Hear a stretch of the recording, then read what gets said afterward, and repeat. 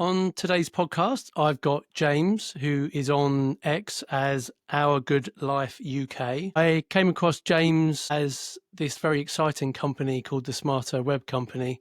Had an IPO, and the chief exec, Andrew, was on a Spaces on Hashley's Monday night. And suddenly this guy James just started becoming intrinsically linked with the business and putting loads of great stuff on X and all the rest of it. So we've had some twos and fros, and I just thought it'd be really interesting to have him on the podcast and find out a bit more about him, his background, his journey through Bitcoin, and more recently, what's going on with Smarter Web Company. So hi, James, welcome. Well, thanks for having me on. Intrinsically linked, interesting. I set up a community, but yeah, I'm enjoying it.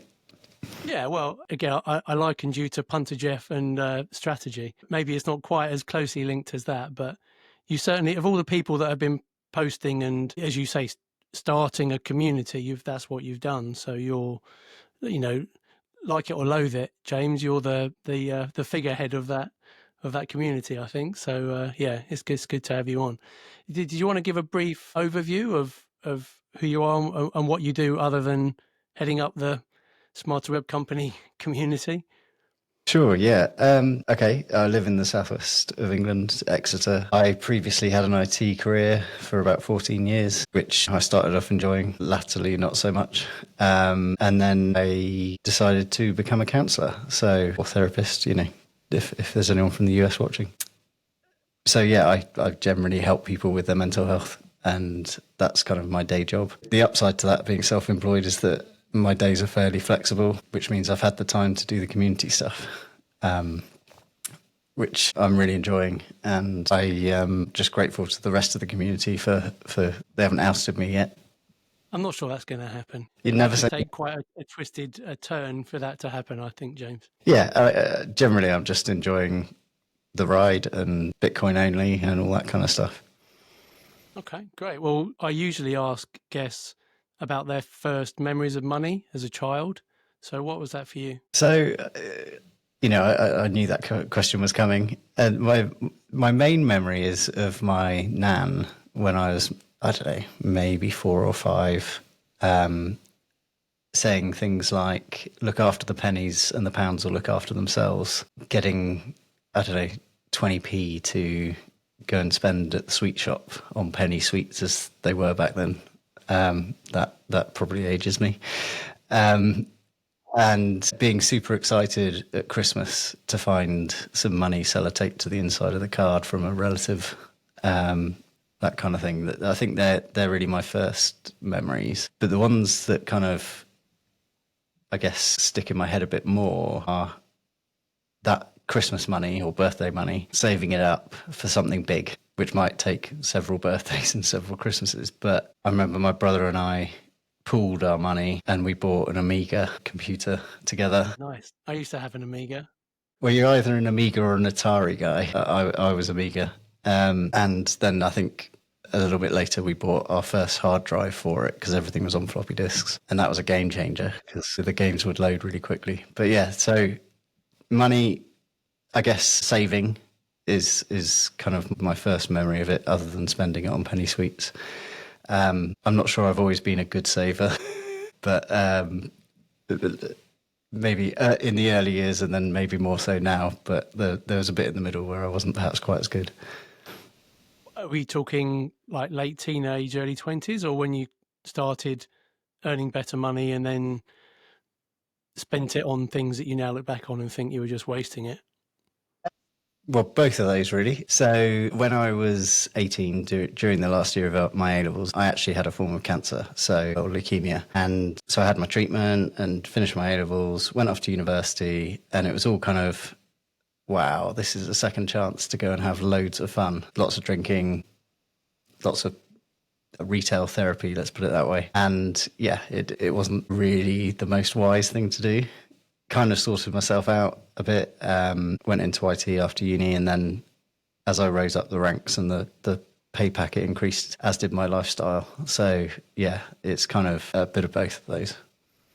Yeah, well, I think both of those scenarios are not that you need forgiveness for it, but they're understandable, aren't they? Because I can only imagine what it would have been like going through that kind of health condition at that age. So it must have, you only live once, but you must have felt like you've lived, you had a chance to live twice almost. So spending a bit of money to enjoy yourself when, you're probably at a pretty low place before that. I think I was kind of lucky in a way that it happened when I was quite young. My mentality was kind of, okay, what have we got to do to fix me? And it never, I don't believe, not that my memory is 100%, but I don't believe it ever entered into my head that it was going to be game over. So it was kind of, I think, quite lucky because I think, later in life, we're a bit more aware of our existence and our mortality and all that kind of stuff. But I genuinely kind of felt invincible, like it wasn't going to be a problem. So I think I was quite lucky in that sense. But yeah, definitely the whole sort of, I don't know, it's been a rubbish year. I'm going to enjoy myself. Definitely played into it for sure. Yeah, and I think it's a common story for a lot of people I say our generation. I think you're younger than me, but as you move up the career ladder, society encourages us to have lifestyle creep. So the bigger car, the better holidays, the nicer clothes, and all of those things to try and find happiness, which of course it doesn't. They sell you a lifestyle image or they sell you a dream, whether that's on social media, TV, posters, it's everywhere. And all they want is your money, your fiat money. And it's easy to get sucked into that. The pictures or the videos of people on holiday on the beach or driving a fancy car, big house, all of those things, they're just thrust at you. Much better at filtering them out. And actually, this is another money memory. My mum used to say to me, if you don't want to spend any money, don't go to the shops. Good advice. Which I think probably worked in the 80s. But these days, the shops are, in your hand. Wherever you go, it's in your pocket. So, but by removing aspects of that, reducing social media usage and all that kind of stuff, it does make it easier not to spend the money. Definitely. I think for people, I've spoken to people in, wealth management, and they say some of the unhappiest people they've met are multi-millionaires because there isn't finding them happiness, and actually they have the same, they want the bigger yacht and the extra 5 bedrooms in the mansion that they can't afford that the other guy has. So I mean, it's all relative. Yeah, I think the thing for me is that money gets you options. So it's not necessarily that it's going to bring you happiness or might not necessarily make your life easier. But suddenly, if you've got some wealth, then I've got an option. I don't necessarily have to take that job because of the salary or I could do some volunteering or I could go part-time or I could choose to spend my time in different ways as opposed to being like, well, I've got, I don't know, X amount a month going out on mortgages, bills, all of that kind of stuff. And being tied to a sort of salary band, I need to get a job of at least this much, which, in current times is going up every year. You need your salary to go up. The inflation is supposedly, I don't know, what is it, around 2%? The official figures. But, certainly since COVID, 2020, being on, in a household with 2 relatively low incomes, things were fine. It was manageable. Fast forward 5 years, well, particularly a couple of years ago, probably. So 2023, and it's like, how much does it cost to go to the supermarket? Yeah. How much does it cost to fill up the car? Not gas and electric bills, everything just went up ridiculously. Just insane amounts, and not just because of COVID. The Ukraine thing, but let's be honest, it's down to governments printing money. That's the long and the short of it, and things just got increasingly tight and tight and tight and tight. And I remember just thinking, wow, if this continues, where does it all end? Because I don't consider myself poor, but I don't consider myself well off either. And I know there's a lot of people worse off than me. So how are they doing it? How are they managing to keep the lights on, literally, or the heating on in the winter, or all those kind of things? Yeah, I think a lot of people live with lots of debt or live hand to mouth and probably live for the moment, not in a, you only live once flamboyant lifestyle living in the moment, but they probably don't have a choice. They can't save, they can't think too far into the future. They've got to live, they've got to put food on the table for the kids. It's quite scary really how much that has escalated. And as you said, even more well off people are finding that it's much more difficult to make ends meet in the same way. Most people staying in a similar job in the same company, if they're lucky, probably getting 3 to 6% a year. And that isn't enough to keep up. A lot of people get to that level and then start, proportionately a lot more than they ever have, and they're now paying 40%. So the headline salary is growing, but the take home pay isn't growing as fast, and that money doesn't go on as much as it used to. Yeah, I think that the term regarding the people getting into debt is debt slavery, isn't it? These are people that will be perpetually till the end of time in debt. And that's not debt for, like you say, like for cars or I don't know, fancy new purchases. This is debt to survive. And then they've got to keep up that debt. So now they've got an extra outgoing every month. Yeah, I think it's pretty criminal. There are stories now of people putting their food shopping on Klarna to spread it over 3 months. And I mean, if you're putting essential spending, like the food on your table, to spread over 3 months, then things are in a pretty bad place, aren't they?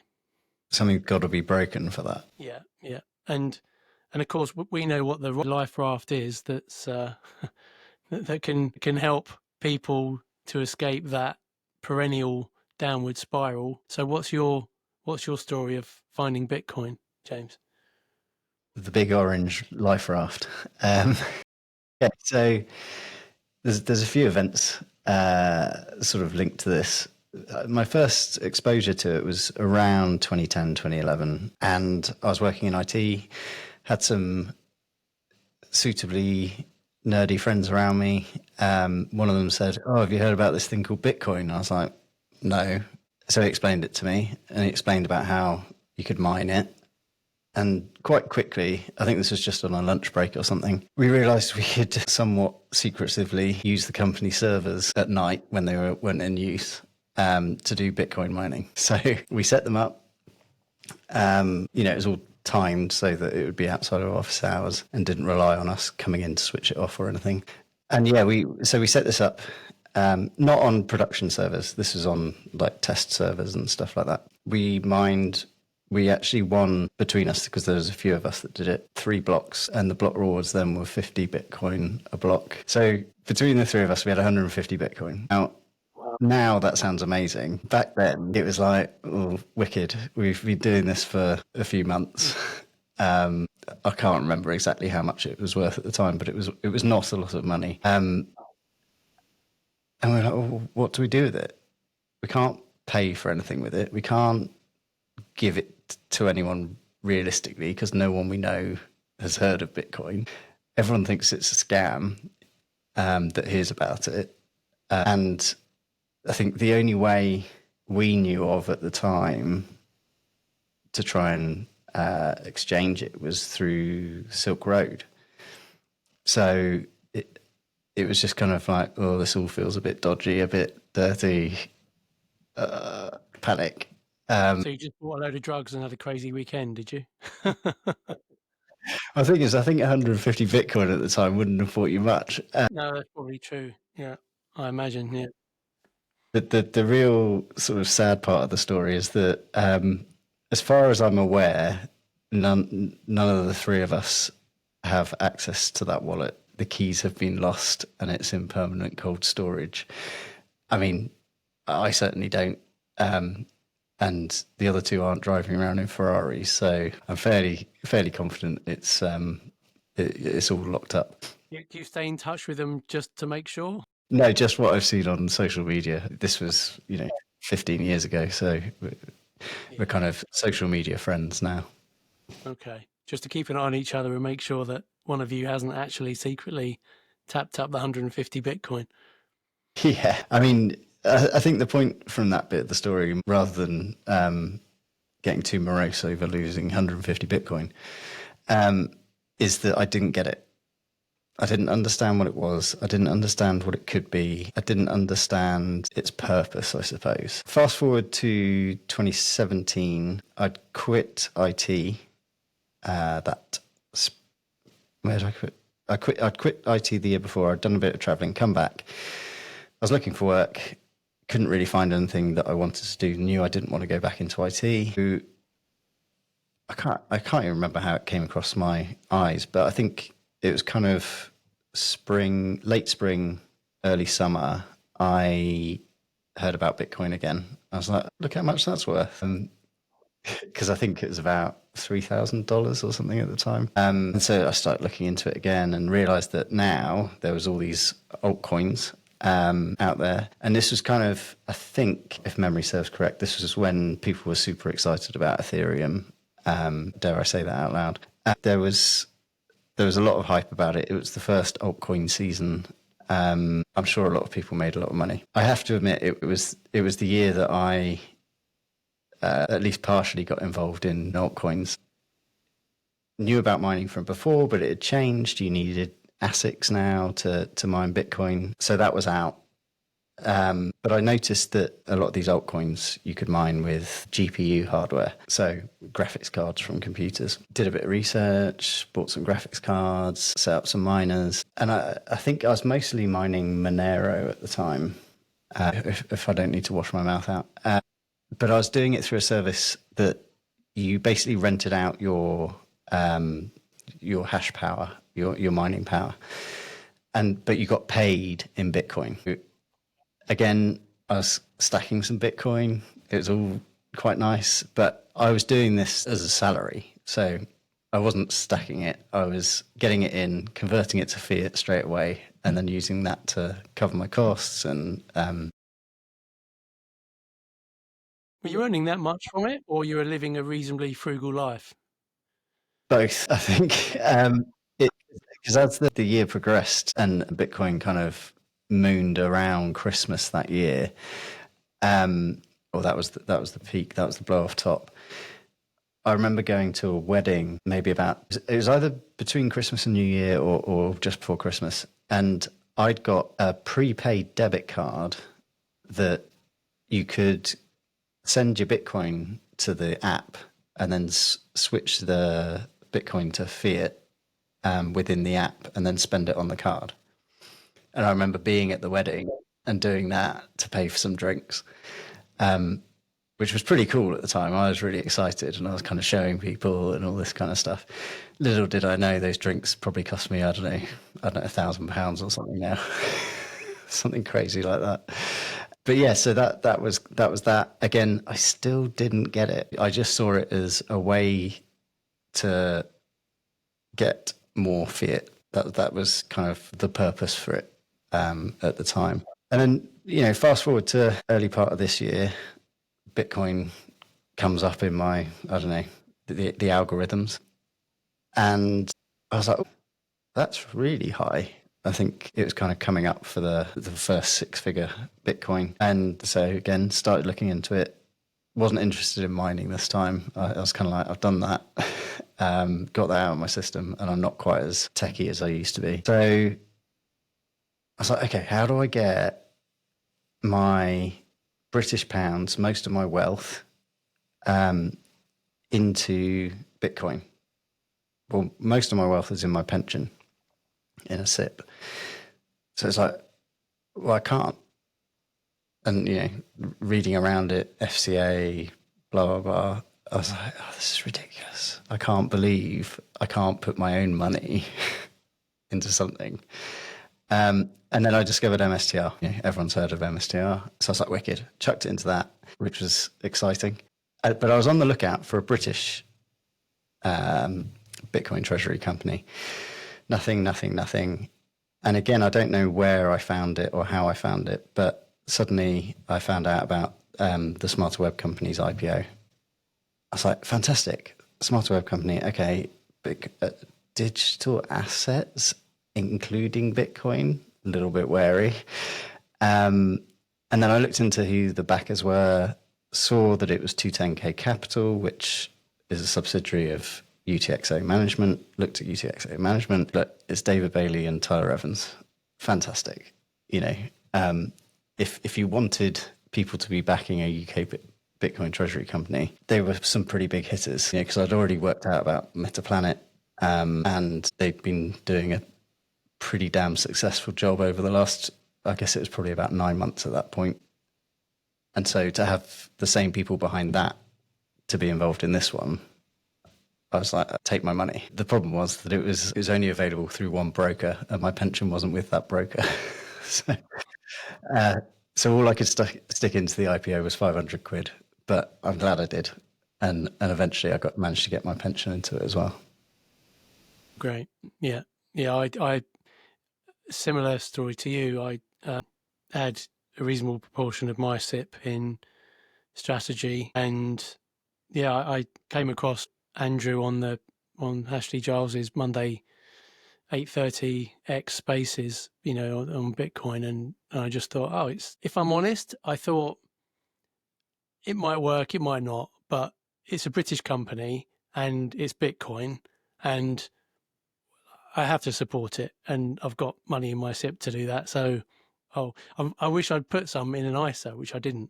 So, unfortunately, it's at those early the IPO anyway was all in my SIP. So, that's tucked away until I'm 57, and then yeah, it's just been phenomenal how it's performed since then and how it's gathered pace. I don't. Do you think?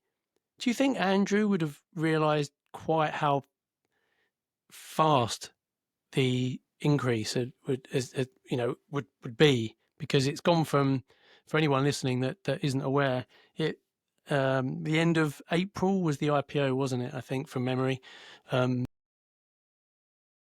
the IPO was 2.5p a share. It's peaked at about £1.06, and I'm not sure exactly. It's not quite as volatile as Bitcoin, but it's not far off. It's around 80 something p maybe at the moment. I don't have my phone with me, but yeah, 80 something p. So on any measure, it's been absolutely incredible. And after the 2.5p IPO, there was a 16p raise where retail could put more money in, then a 27p raise, then a 49p raise, and then where are we? Was it earlier this week? I'm losing track of time.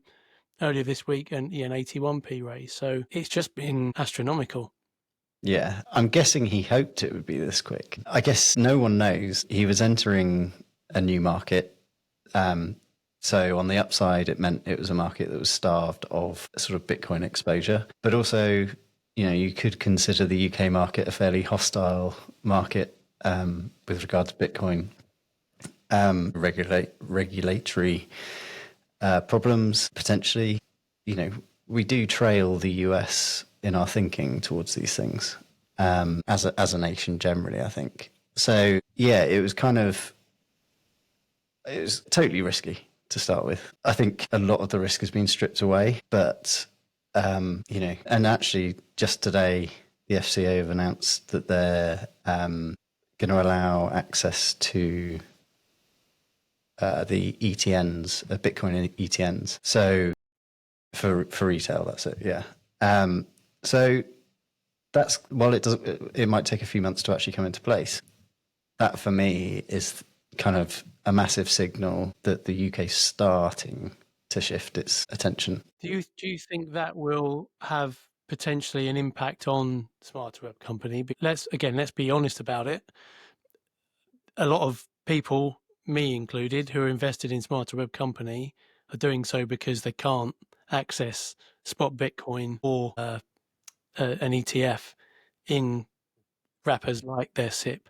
And I think, you know, as much as we've invested in strategy as well, and we're you know, backers from the start of the Smarter Web Company, if an ETF becomes available, I think a lot of people who are like us in strategy and SWC will, at least some of those funds might be diverted into an ETF. Then you've only got the volatility of Bitcoin. You haven't got the added volatility or risk associated with an individual company that's a Bitcoin treasury company. Yeah, I think it's quite a complex subject, really, because you've got to take into account people's risk profiles. You've got to take into account where they're at in their stage of life, how much they're putting into these things in the first place, what their aim is to get from these things. So, I mean, the hopeful side of me says, well, it didn't really affect MSTR. Everyone was dooming MSTR when the American Bitcoin ETFs came out. Probably had an impact for a few days. I think it was only a few days. And then they carried on regardless. I'm hopeful that's what happens to Smart Web. I don't know. When that happened to MSTR, they were a few years in. They already had a track record. They already had a key sort of supporter base. And, the people that had been in for, say, 2 years at that point were laughing. SWC's got 6 weeks. So, it may well have an impact. I think if people are investing in SWC because they want Bitcoin exposure, but they also want growth, then Bitcoin treasuries kind of are the play at the moment. Your money grows faster in a Bitcoin treasury than it does in spot Bitcoin or an ETN. So there's that to consider. There's Bitcoin maxis that are kind of Bitcoin only. So they probably will shift their money. If you're maybe closer to retirement, you might shift to Bitcoin ETNs because will be available now. But also, it's maybe not to forget about the fact that this is going out to consultation. This raising of the ban, that whole process is going to take a little while. It's got to be then finally approved, and then a date set for it to roll out live. So by then, hopefully, Smarter Web will at least have maybe 2-3 months more data. And, if it's generally gone up and to the right, then people might be tempted to say, I don't know. It probably will have an impact. I can't see it not. I guess in the short term, I wonder whether some people that are on the fence about Bitcoin in general or investing in Bitcoin treasury companies or putting their money in a Bitcoin ETF. And if one of the reasons is, for Brits, this is specifically, well, the FCA say it's too risky. Well, now the FCA themselves have said, actually, we're probably going to bend the knee and let retail buy it. For anyone who's reading that and seeing that news, where else are you going to get exposure to Bitcoin in your SIP right now? As a UK company, as far as I'm, well, is there one? Are there any others? I mean, yeah, they're popping up by the day at the moment. There's Coincilium, there's Cell AI, there's Cycle AI, HEV. There's a few that have popped up. The Smarter Web's got the first mover advantage at the moment, and they've been executing really well, which is kind of why I've stuck with them. I believe that Andrew is doing exactly as he said he would in sort of, raising the money, buying Bitcoin, raising more money, buying some more Bitcoin. And it's currently the fastest growing Bitcoin treasury, which is pretty cool. I'd love to think your thought process on the general public reading that and thinking, oh yeah, I should get some Bitcoin exposure. I'm not sure how many will join those dots, at least in the near term.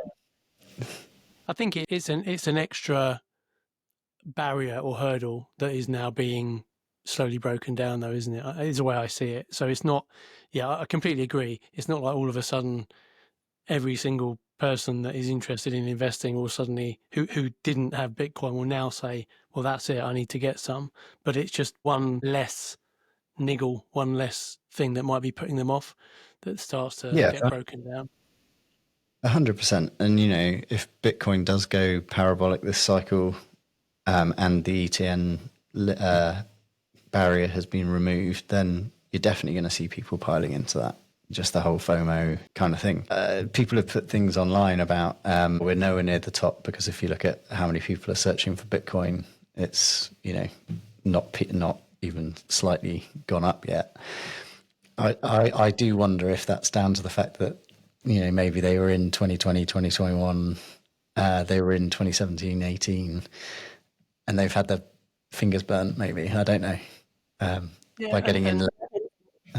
I think as well with that, I hear that quite a lot, that, when you search for buy Bitcoin on Google, we're nowhere near the previous cycles. But the other thing I reflect on with that is, if you go back to previous cycles, it was bloody hard to buy it. and Yeah. companies couldn't advertise, and and now you get crypto companies, and I use that word advisedly. I think, is it Man Cities have got a some crypto exchange. Now, of course, they'll sell a whole load of other stuff as well, but they'll also sell Bitcoin, and companies like Coinbase, and it's just so much more accessible now. So I think people generally, if they want to buy some Bitcoin, they probably already know how they could, or could speak to someone they know that already has Bitcoin, that could say to them, oh, well, if you just register with Strike, you can get an e-money account and transfer your money across, and it's really easy.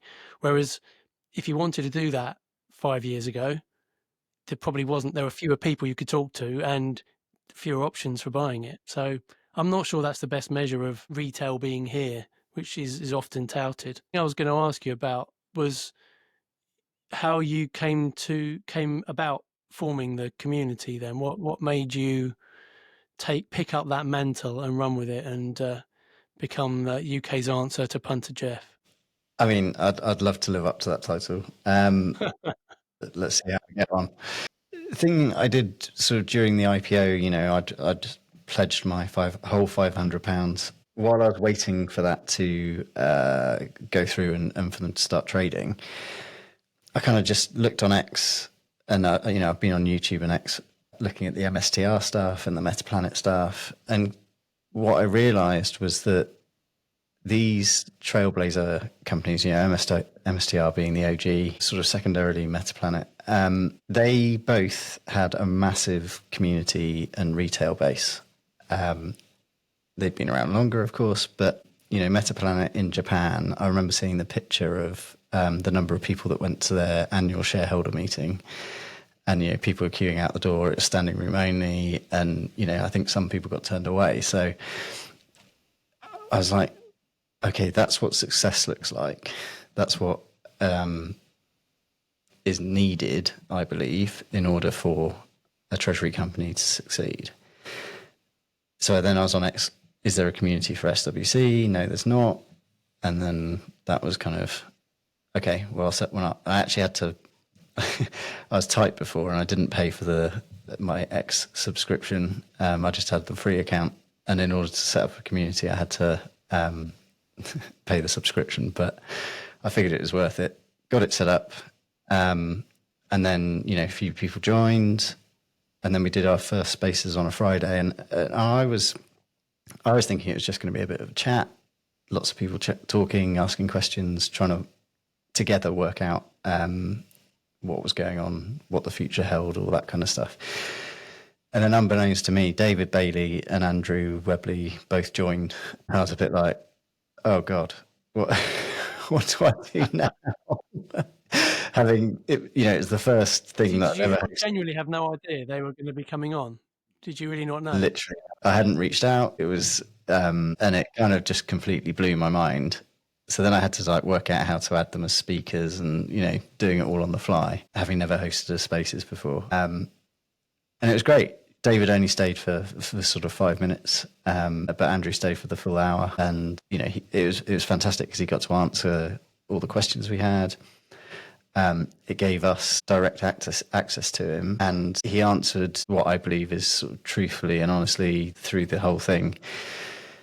And I kind of left thinking, wow, I've got to get all my money into this. And I was desperate for Hargreaves Lansdown to come online. So as a community, we were hounding, politely hounding the brokers to get them to come online so that we could invest our money, because I knew it was going to take me 4 weeks or something to transfer my SIP. And then the day Hargreaves Lansdown came online, I think it was trading at about P or something at the time. And that morning you had to phone through your order. And I rang up, and they were like, yeah, okay, we can deal it at 8.4p, I think it was. And at the time on the screen, it was kind of 5p. I was like, oh God, what do I do? What do I do? And I just said yes, and then for the next couple of hours, I was underwater because I'd paid over the odds. Just going, oh God, I made a terrible decision.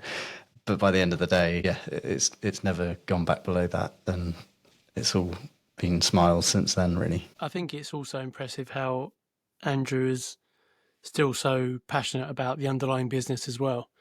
Um, he's been very generous. I reached out to him because I'm a co-founder of an event we're doing in Bury St Edmunds on the 20th of September, and I said to Andrew, it'd be great if you could be a speaker, and if there's any support Smarter Web Company could give us.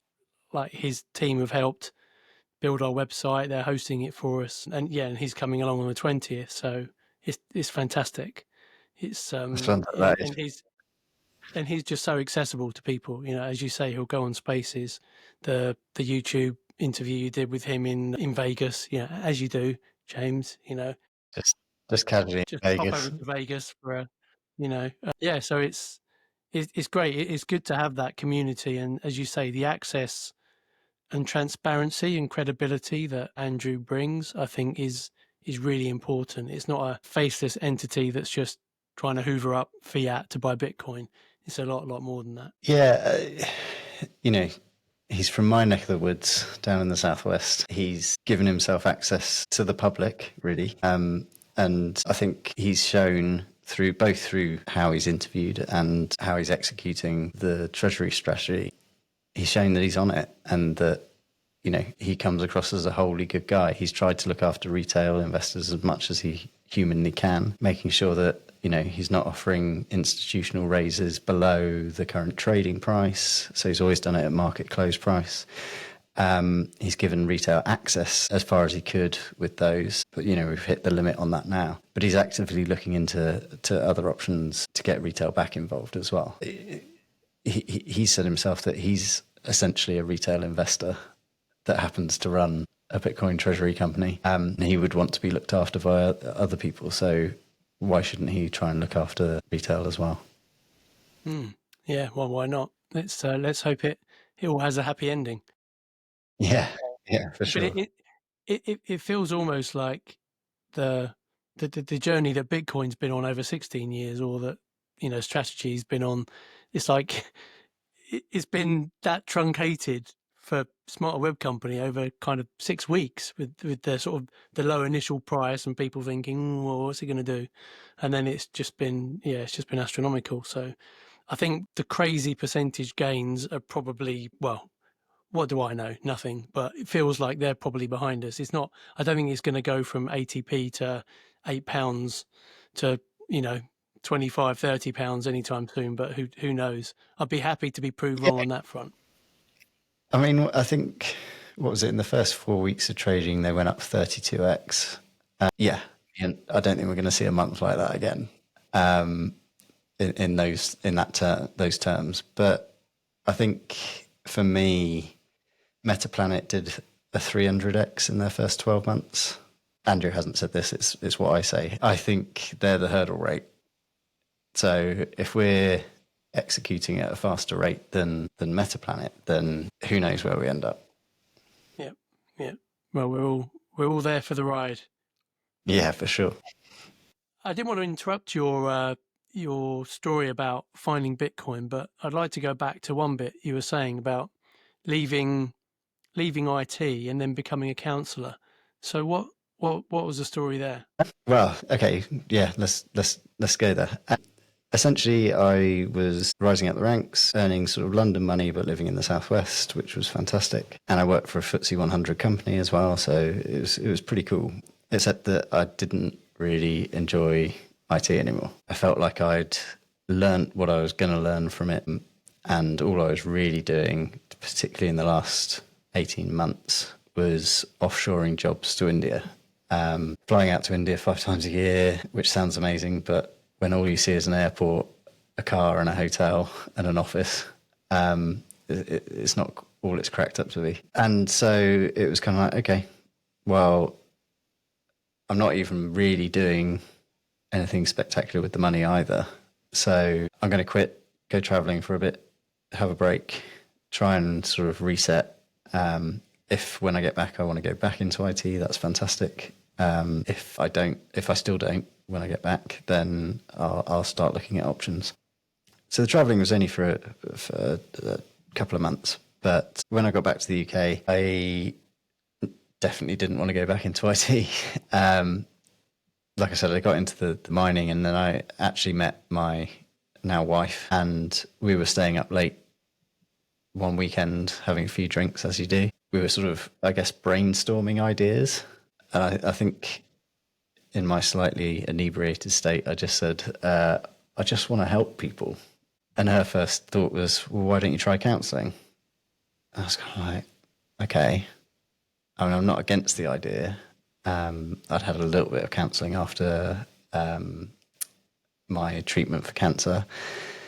Okay, let's see what's out there. And I found a 3-day, it's 3 Saturdays, like intro course, which doesn't give you any qualifications or anything, but it kind of gives you an idea of whether you want to go into it or not. Went along, and after day 1, I was hooked. I'd already started the paperwork to sign up to the first sort of qualification, and then went straight from the first qualification into the second one, and then qualified.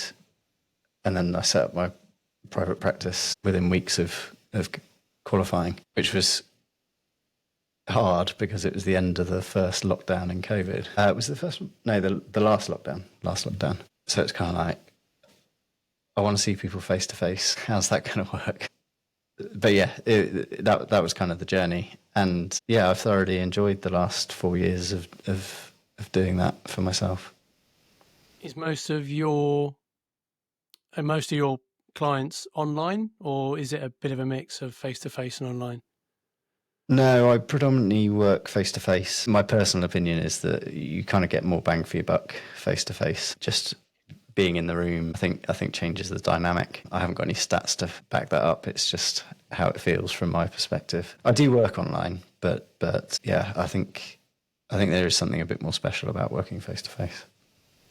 Are there any specific areas that you specialize in or focus on? Not really. I don't have like a specialism as such, but being a male counsellor, there's not many of us about. So I guess my specialism would be seeing male clients. I'd say roughly 80% of my clients are male and 20% are female. Whereas for my female colleagues, it's the other way around. Sort of 80% female clients and 20% male. So I could just get the impression that most guys want to talk to a guy. But again, no research to back that up. Yeah, I think that's probably a reasonable assumption. What's the split then between male and female counsellors? I've never really thought about it, but Well, down in Exeter, I think I haven't looked recently, but over 130 odd counsellors that are advertising their services. I'd probably go for somewhere around 10% being male. wow, okay. So there is a shortage of male counsellors out there. You know, if anyone's thinking about it, get trained up. Yeah, well, it's a very noble profession to get into, I'm sure, because it must be much more rewarding to have some of those conversations and really help people versus putting stuff on a server that helps to make someone's Or, email work or whatever you were doing. making more money for the man.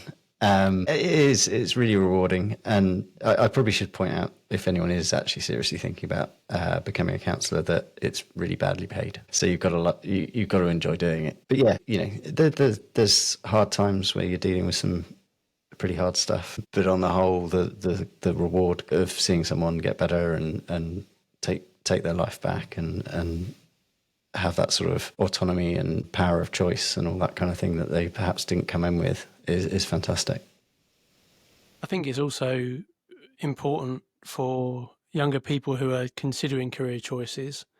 I remember when I was younger, you know, I fell into accountancy because I was quite good at maths, I was quite good at English.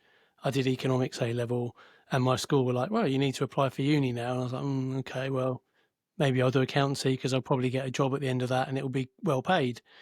But yeah, I never had a conversation with anyone about, you know, what will you actually enjoy doing? What are you passionate about? What are you going to get reward from that isn't financial reward? And your comment there about, you know, a warning to anyone considering it it's low paid. I like to think that as we move to bring it back to Bitcoin to some extent, as we move more towards people embracing Bitcoin and lower time preference and all of that, and less focus on materialistic things and consumption, then looking at a more rounded approach as to what a career will give you, the financial bar is important because you need to live, you need to eat, you need to, there's lots of things we have to have money for.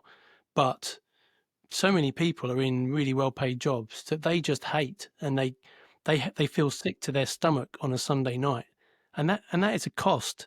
People don't often think of that as a cost, but that's a cost on their physical and mental health just to get the money that allows them to have that whatever Range Rover on the drive or the holiday to wherever it may be, which he might think, again, I'm being a bit stereotypical here, but if that's the guy that's going off to London to earn the big money, but it keeps his wife happy because she has a nice car, and that's not a healthy situation to be in.